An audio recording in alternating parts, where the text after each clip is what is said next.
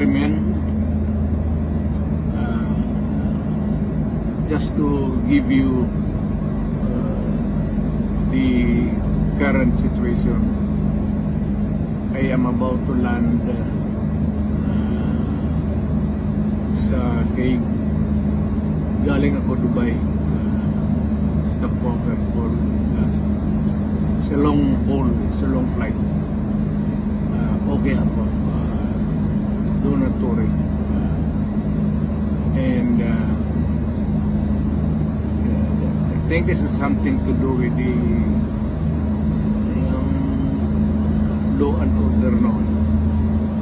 At sinasabi ko naman sa mga pulis, military na trabaho kayo,